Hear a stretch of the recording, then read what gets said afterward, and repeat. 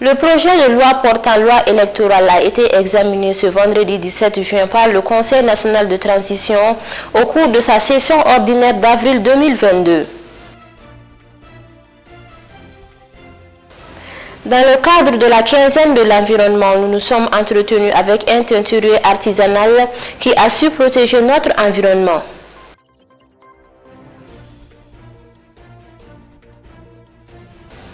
Une nouvelle attaque terroriste a été repoussée dans le nord-ouest du Togo.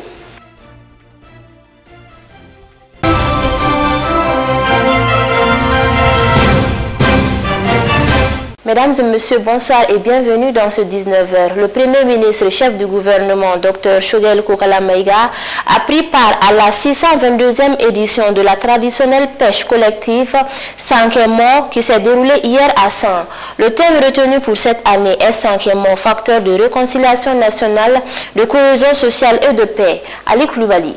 Symbole de l'unité et de la solidarité de toute une région, la 622e édition de la pêche collective Sankemo a tenu hier à San toutes ses promesses. Le Premier ministre, Dr Choguel Kokala Maïga, a présidé l'événement phare ayant comme thème cette année Sankemo, facteur de réconciliation nationale, de cohésion sociale et de paix. La pêche collective Sankemo se tient depuis 622 ans. Ni les guerres, ni les épidémies, ni même la colonisation n'ont pu avoir raison de la volonté des habitants de la contrée d'organiser cet événement rituel.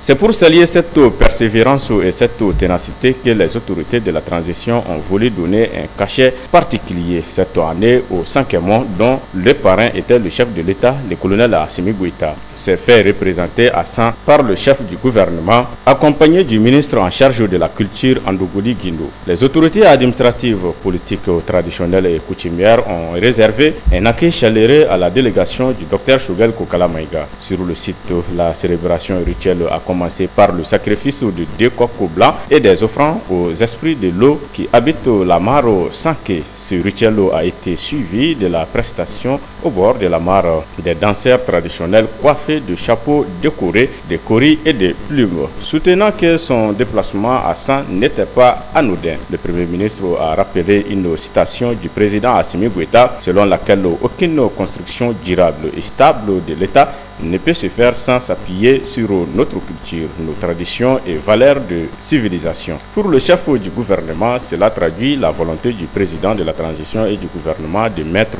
la culture au centre de la refondation de l'État malien. C'est pourquoi, a-t-il expliqué, tous les événements culturels d'envergure sont d'une grande importance pour l'État malien. C'est la culture qui fait un peuple. Les populations de San peuvent être fières de ce qu'elles ont donné et de ce qu'elles donnent au peuple malien, a souligné le Premier ministre. Le Sankemo a été lancé par les autochtones de San il y a plus de 6 siècles et c'est en 2009 que l'événement a été inscrit au patrimoine culturel immatériel de l'UNESCO. Occasion pour le Dr Choguel Kokala Maïga de remercier les ancêtres ayant initié cette cérémonie qui constitue aujourd'hui une référence pour l'humanité entière. Le Sankemo est aussi une boussole vers l'enracinement de la souveraineté et de la dignité, a estimé le Premier ministre, ajoutant que le gouvernement de la transition n'a d'autre ambition que de restaurer la dignité, l'honneur, l'indépendance et la souveraineté de l'État malien. Nous voulons qu'à la fin de cette transition, tout Malien de quelque bord et des régions qu'elle soit puisse dire en âme et en conscience que ces hommes ont inscrit avec nous une des pages les plus glorieuses de notre histoire, a soutenu Dr Choguel Kokala Maïga. Le rite Sankemo marque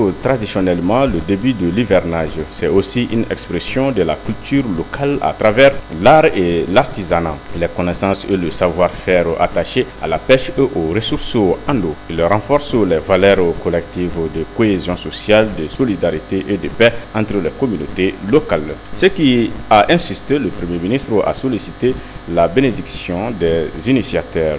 À cet effet, Il a demandé aux anciens, aux légitimités traditionnelles et à l'ensemble de la population de San de prier pour une bonne pluviométrie dans notre pays cette année. Moment privilégié de retrouvailles, l'édition de cette année a permis aux Sanois de fêter dans la communion et de manifester haut et fort leur soutien à l'un de leurs, le président de la transition, le colonel Assimi Goïta.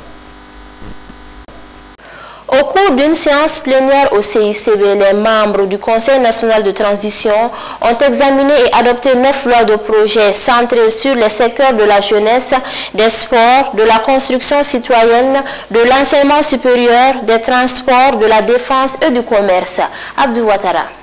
Il s'agit du projet de loi portant à ratification de l'ordonnance numéro 2022-009 du 11 mars 2022 portant création de la Direction générale de la construction citoyenne, du projet de loi portant création du champ hippique et équestre de Bamako et celui portant création du palais des pionniers. Les missions de la Direction générale de la construction citoyenne consistent à élaborer les éléments de la politique nationale en matière de construction citoyenne, veiller à l'exécution et assurer la coordination des services et organismes publics et privés qui concourent à sa mise en œuvre. À cet effet, elle est chargée, entre autres, de concevoir et d'élaborer les stratégies et plans de développement de la citoyenneté et du civisme, de promouvoir l'éducation aux valeurs et aux principes de la République et de la démocratie, d'élaborer la réglementation et de veiller à son application, de coordonner, contrôler, suivre et évaluer la mise en œuvre de la politique nationale en matière de citoyenneté et du civisme. Pour le ministre Moussa Attaher, la Direction générale de la construction citoyenne et les palais des pionniers sont l'expression de la volonté du président de la transition de mettre en place des outils nécessaires au façonnement de l'être malien pour qu'il développe partout et en toutes circonstances les réflexes d'assurer la défense morale et physique du pays. Quant au champ hippique et équestre de Bamako, souligne-t-il, il résulte de la nécessité impérieuse non seulement de sécuriser cet espace à travers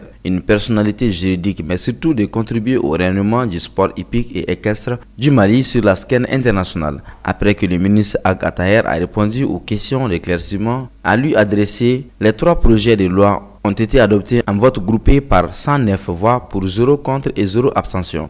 Le deuxième membre du gouvernement a réussi son baptême du feu devant le CNT et Amadou Keïta, ministre de l'Enseignement supérieur et de la Recherche scientifique. Il a également défendu 3 projets de loi. Il s'agit des textes portant création des universités de Sikasso, Tombouctou et Gao. Ces universités ont pour mission, entre autres, la formation supérieure professionnalisée, la formation post-universitaire, la formation continue, la préparation aux grandes écoles, la recherche et l'innovation scientifique, technique et technologique. Après les débats, les 3 textes ont été adoptés à l'unanimité par les membres du CNT par 107 voix pour 0 contre 0 abstention. Ensuite, les parlementaires ont examiné le projet de loi portant création du fonds d'entretien routier défendu par le ministre des Transports et des Infrastructures, Madame Dambélé Madina Sissoko. Ce texte a été adopté par 110 voix, 0 contre et 0 abstention. Les membres du CNT ont aussi examiné le projet de loi portant ratification de l'ordonnance numéro 2022 du 11 mars 2022 autorisant la ratification de l'accord de prêt signé à Bamako le 19 novembre 2020 entre le gouvernement de la République du Mali et la Banque africaine de développement en vue du financement du programme d'adhésion de la République du Mali à l'Agence pour l'assurance du commerce en Afrique, et le projet de loi portant ratification de l'ordonnance 2022 du 1er avril 2022 portant modification de l'ordonnance numéro 2016 du 18 août 2016 modifiée portant statut général des militaires. Le premier texte défendu par Ibrahim Ikassa Maïga, ministre de la refondation de l'État chargé des relations avec les institutions, à la place de son collègue de l'économie et des finances, a été adopté par 111 voix pour 0 contre 0 abstention, tandis que le second, défendu par le colonel Sadio Kamara, ministre de la Défense et des anciens combattants, l'a été par 108 voix pour 0 contre et 0 abstention. Aujourd'hui, les parlementaires examineront le très attendu projet de loi portant loi électorale. Nous restons toujours au CNT dans le cadre de la session ordinaire d'avril 2022 en cours au CNT. La journée de ce vendredi 17 juin a été exclusivement réservée à l'examen du projet de loi électorale. Les travaux ont commencé à partir de 9h au CICB. L'innovation majeure de ce projet de loi électorale est la création d'un organe unique indépendant de gestion des élections au Mali, appelé Autorité indépendante de gestion des élections en abrégé EIGE. Le projet de loi électorale a été adopté par le gouvernement depuis le 24 novembre 2021. L'une des innovations majeures de ce projet de loi électorale par rapport à la loi électorale de 2018 est la création d'un organe unique indépendant de gestion des élections au Mali. L'article 3 de ce projet de loi électorale adopté par le gouvernement en novembre 2021, déposé sur la table du CNT en décembre 2021, parle de la création d'une autorité indépendante de gestion des élections, en abrégé EIGE. L'EIGE a pour mission l'organisation et la gestion de toutes les opérations électorales et référendaires. Sous embargo, depuis 6 mois, la CEDEAO et la communauté internationale font la pression sur les autorités de la transition du Mali pour qu'elles présentent un chronogramme électoral. Le vote d'une nouvelle loi électorale demeure capital pour permettre au gouvernement de fournir des garanties aux chefs d'État de la CEDEAO avant le 3 juillet prochain. Nous y reviendrons dans nos prochaines éditions pour plus de détails. Sur tout un autre plan, 3 citernes de la compagnie d'hydrocarbures Corridor transportant chacune 45 000 litres de gasoil en provenance de Caille ont été incendiées par des hommes armés non identifiés. L'incendie s'est déroulé à 10 km du village de Torodo sur la route menant à Bamako ce lundi 13 juin 2022. Abdou Ouattara. L'incident s'est déroulé à 10 km du village de Torodo sur la route menant à Bamako. Selon un modus operandi, les malfrats ont fait dévier les citernes de leur trajectoire normale. Après plusieurs embourbements, les citernes furent incapables d'avancer. C'est en ce moment que les bandits ordonnèrent aux chauffeurs des citernes de descendre des véhicules, ce que ces derniers firent sans rechigner. Ils les dépouillèrent immédiatement de leur téléphone portable pour empêcher toute communication. Ils expliquèrent aux chauffeurs qu'ils n'ont pas de problème avec eux, mais que c'est à l'État, aux autorités qu'ils en veulent. L'un des chauffeurs leur répondit en ces termes: on n'est pas des fonctionnaires, on n'a rien à voir avec l'État, on travaille au compte d'une société privée. Notre travail nous permet de nourrir et d'entretenir dignement nos familles. L'un des bandits renchérit: si ce que vous dites est vrai, montrez-nous vos pièces et les documents des véhicules. Ainsi, les bandits purent se rendre compte de la véracité des propos avancés, mais ils affirmèrent qu'avec ces carburants, c'est pour aller servir à l'État afin de lui permettre d'assurer le fonctionnement de ses infrastructures. Dans ces cas, selon les bandits, faites descendre toutes vos affaires pour qu'on les vérifie. Sans se faire prier, les chauffeurs enlevèrent tous les matériels, lits, matelas, cahiers de bord, couvertures, bouillards, seaux, etc. qui se trouvaient dans les citernes respectives. Alors, les bandits ont commencé à cribler de balles tous les compartiments des citernes avec leur kalachnikov. Le carburant coulait à flotte. Ils mirent ensuite le feu aux 3 citernes calcinant 2. Seul le carburant de la 3e était récupérable car elle n'avait été touchée qu'à la limite de la cabine. Après avoir commis leur forfait, ils ont restitué aux chauffeurs leur téléphone, non sans les sommer d'aller transmettre à leurs autorités leur message. Alerte: les éléments de la forçade de la brigade de gendarmerie et de l'opération Keleti se sont rendus sur le lieu du drame pour faire le constat et procéder à la sécurisation des personnes et de leurs biens. Les populations de Djema clament à corps et à cri la mise en place des postes de sécurité sur l'axe Sebabougou-Djema pour minimiser davantage ces phénomènes de banditisme qui prend de plus en plus de l'ampleur dans les cercles. Je vous en parlais dans les titres. La teinture artisanale est une activité lucrative très pratiquée au Mali. Cependant, cette activité artisanale n'est pas sans conséquences sur l'environnement de par de produits chimiques que les artisans utilisent dans la teinture. Ces produits chimiques qui nuisent à l'environnement, surtout aquatique et végétal, sont déversés dans les caniveaux sous forme de déchets liquides et affluent dans le fleuve Niger. Dans le cadre de la quinzaine de l'environnement, nous nous sommes entretenus avec un teinturier qui a su adopter des méthodes de conservation de la teinture artisanale afin de protéger notre environnement et sauvegarder ainsi la survie des espèces aquatiques et végétales. Suivons le reportage. La teinture artisanale est une activité lucrative pratiquée au Mali. En effet, à travers la coloration de la teinture artisanale, le Mali a toujours excellé dans le design. Longtemps dominée par la teinture industrielle, la teinture artisanale a su reconquérir le cœur des Maliens et faire ainsi son grand retour. Bon, galagoni a beneno on barama jamana chama ba ga Mali de premier galala. Plusieurs pays font la teinture artisanale, mais le Mali est réputé premier pour la qualité de sa teinture artisanale. On teinte le bazin et les habits en coton également. La différence entre la teinture artisanale et la teinture industrielle est qu'on peut faire beaucoup de modèles avec la coloration de la teinture artisanale. La qualité de la teinture industrielle est inférieure à la teinture artisanale. Avant, les clients achetaient beaucoup la teinture industrielle, mais maintenant, ils ont compris la différence et ont réadopté de nouveau la teinture artisanale. Ce qui impacte sur notre marché en ce moment, c'est l'importation du bazin dans notre pays.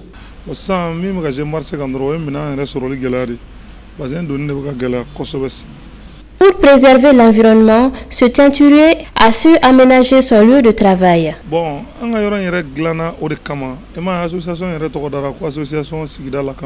Nous avons aménagé notre lieu de travail afin que la teinture n'impacte pas sur l'environnement, d'où le nom de notre association Sigida Lakana qui signifie la protection de l'environnement. Il existe 3 lieux de ce genre à Bamako et l'idée est venue de jeunes musulmans. Pour également protéger l'environnement, des méthodes de conservation de la teinture artisanale ont été adoptées.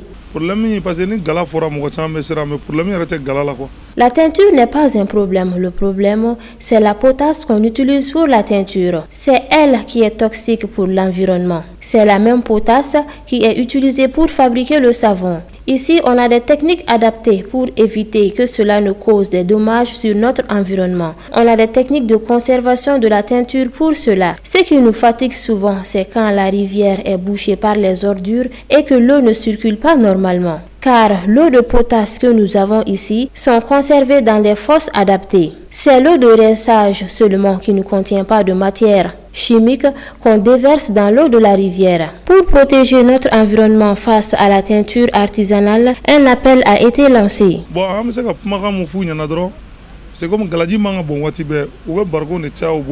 J'invite les teinturiers à adopter les techniques de conservation de la teinture pour protéger notre environnement.